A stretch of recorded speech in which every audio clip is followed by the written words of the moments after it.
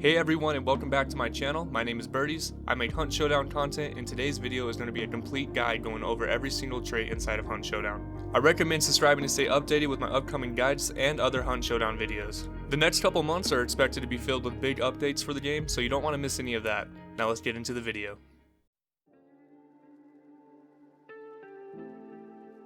Alright, and real quick, to get the newer players up to date, traits are just perks that you can put onto your character to improve your gameplay. Some traits are more useful than others, but they all cost varying amounts of trait points. This video is going to help you understand what to spend your points on so that you don't waste any of them. I went through and ranked each perk based on how effective they are. I then compared my list against other guides to see how my list stacked up. My list is mostly in line with other guides with slight ranking differences, but I can confidently say this is the most up-to-date trait tier list, including the new traits, Necromancer and Whispersmith. This is the tier list rundown. This tier list goes from S to F, with each tier having a tag to go along with it. S being traits that are useful in every loadout, with A and B being more loadout specific traits. And F and D tiers are traits that I don't recommend you taking. A good way to look at this is to use the top 3 tiers. These 3 tiers will have all the traits you need to help you in Hunt Showdown for every loadout you run. You also don't need to grab all the S tier traits before moving down to A and B. For example, since the S tier traits cost a lot of points, I'll usually grab anywhere from 1 to 3 of the S tier traits after a game, and then I'll move down to my A and B tier traits. Now of course this tier list is my opinion, and if there are any traits that you disagree with the placement of, please let me know down in the comments. I would love to hear your opinions, and I'll take them into account when I update my tier list in the future.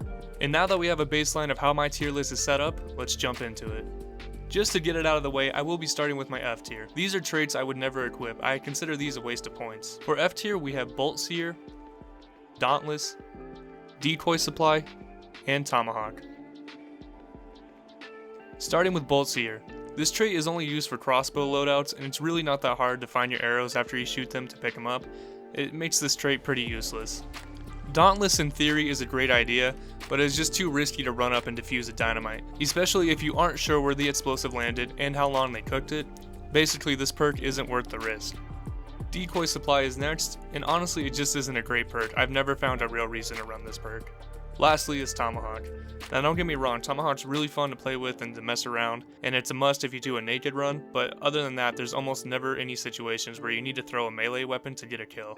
Now let's move back up to the S tier. The traits in this tier are always useful in any loadout. In S tier I have Beast Face, Doctor, Frontiersman, Physician, and Pitcher.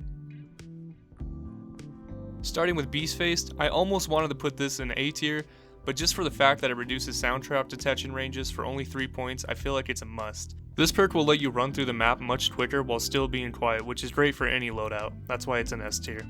For Doctor, I don't think I have to say too much about why doubling your heal is so good. Frontiersman is a hefty 8 points, but it does give you an additional charge on any tool, and it always feels good having a 4th charge of a medkit or extra traps. Physician is a great 5-point trait that allows you to heal much faster, which in turn helps you get back into the fight faster. Overall, this trait will increase your survivability, and this is just one of my favorite traits.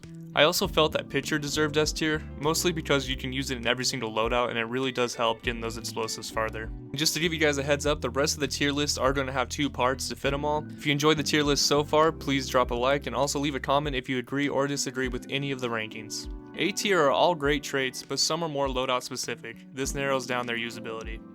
In A tier part 1, we have Bolt Thrower, Bullet Grubber, Fanning, Greyhound, Levering, and Lightfoot.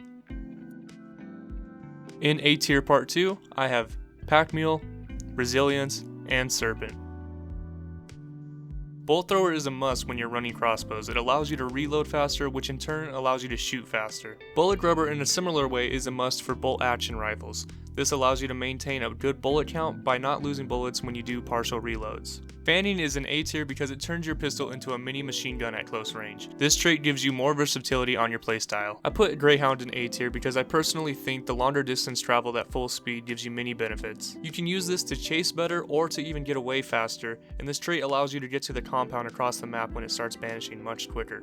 Levering is a must if you're going to be bringing a Winfield in. It gives you more versatility with the weapon and it works on every single Winfield variant. Lightfoot is a great stealth perk that can pair with almost any loadout.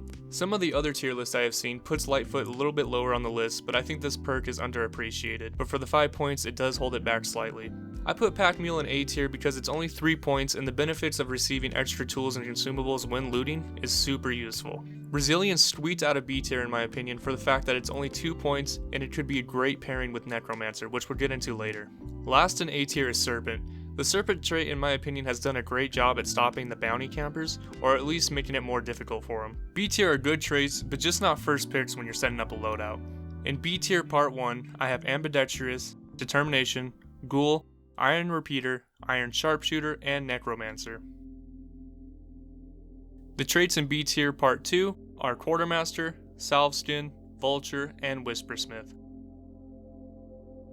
Ambidextrous is a great perk if you run dual pistols. I for the most part don't use dual pistols, but this trait is good for the people who do. Determination is really helpful to keep your stamina up when you're running from compound to compound, killing monsters along the way. I personally really like Ghoul. It's one of my go-to traits, and I wanted to move it up higher on the list, but realistically it's probably a B tier. It's really nice when you are able to use Ghoul, but sometimes there's a lot of situations where you're getting into another fight and you don't have time to use it. So basically you don't want to rely on it for the heals, but it is a benefit when you can use it. Iron Repeater and Iron Sharpshooter are more preference based, and that's why they're in the B tier. I personally don't like these traits because it doesn't work for my playstyle.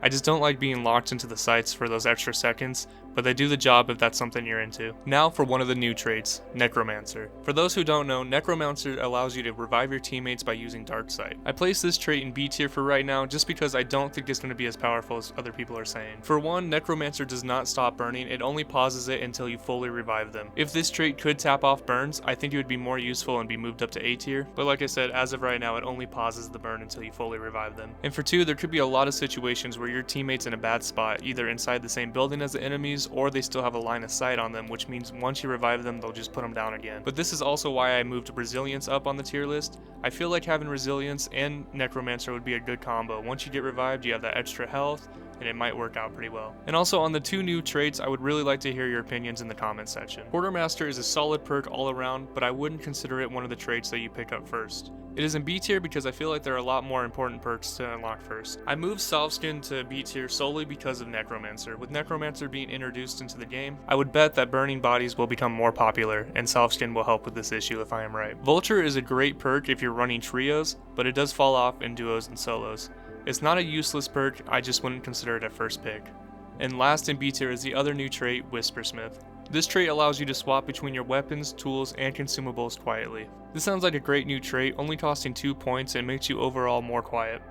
I wouldn't consider this a first pick, however if you're doing a stealth loadout, it'll pair really well with Lightfoot and Beastface, just to name a couple. C tier is where the OK traits are placed. They aren't useless, but they're not the most useful either. In part 1 we have Adrenaline, Bulwark, Deadeye Scopesmith, Gatorlades, Kiteskin, and Marksman Scopesmith. For C tier part 2, I have Poacher and Sniper Scopesmith. Adrenaline isn't the most useful perk in the game, but it doesn't feel right putting it any lower on the list due to the fact that it's only 1 point. Bulwark helps with explosives and can save your life. I'm still on the fence about this perk because it sounds great, but you still have to be a decent distance away. I'm going to be testing this perk more and might move it up in the future, but I would love to hear your opinion about this trait and its position on the tier list. Deadeye, Marksman, and Sniper Scopesmith are all preference-based traits, but again, I feel like these aren't the best traits because of how they lock you into the animation every time, even in times that you don't want them to. Gatorlades and Kiteskin are in a weird position because they do help you, but in most cases you shouldn't be sprinting through the water or jumping off of ledges in the first place. I do however feel like Kiteskin is more useful than Gatorlades, and that just leaves Poacher. Poacher is great for setting up sneaky traps or disarming them quietly, but in most cases that means you're probably already too close to the enemies, which means they might know that you're there. Poacher's in a weird spot. I did have it in the B tier initially, but I didn't feel like it fit with the other B tier traits, so I moved it down to C. And finally we have the D tier traits. Overall, these aren't totally useless like in F tier, but I don't really recommend them. In part 1 of D tier we have Bloodless, Conduit, Hornskin, Iron Devastator, Mithridates, and Silent Killer. In part 2 of D tier we have Steady Hand, Vigilant, and Steady Aim. Bloodless isn't really needed. There are only a few ways to get hit and receive a bleeding status, and even then the bandage bleeding doesn't take that long. Okay, and I can't recall a time where Conduit would have made a difference in a game. It isn't very practical to find a clue after a fight to heal up. Iron Devastator seems like a weird perk to me just because in most cases shotguns are shot from the hip level if you're even close enough to use a shotgun.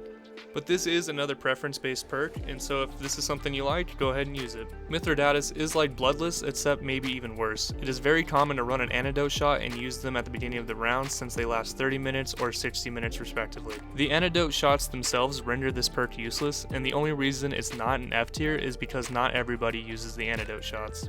Silent Killer is another perk I'm willing to reevaluate, but for now it is in D tier because it costs 5 points, and it's only really needed on stealth loadouts. But again, let me know down in the comments how you feel about this trait. I know it's pretty contested. Steady Hand and Steady Aim are very similar, but honestly seem like a waste of points because Weapon Sway is nothing like it used to be. Both of these perks are not really needed to help with aim. And last in D tier is Vigilant. My main reasoning to put it here is because traps aren't the hardest to spot in most cases if you pay attention, and also if you're close enough to use Dart Sight to look for traps, then you're close enough for the enemies to hear you use your Dart Sight, which blows your cover anyway. Okay friends, and I hope you all enjoyed the video and found it helpful. For newer players, traits can be a lot at first, and not knowing which are good or not really messes with you. I hope this video gave you a better idea of what to take. I want to encourage you though to try all the traits and find what works for you. Not all perks are equal, but some fit personal playstyles better than others. That's just like Ghoul for me. It's one of my favorite perks, I take it almost every time, but it might not be the most useful trait. And before I go, I just wanted to say this video took a really long time to make, from research to editing, so if you found the video useful, a like and a share goes a long way. And be sure to check out my other Hunt Showdown videos. Alright guys, thanks for watching and have a good day.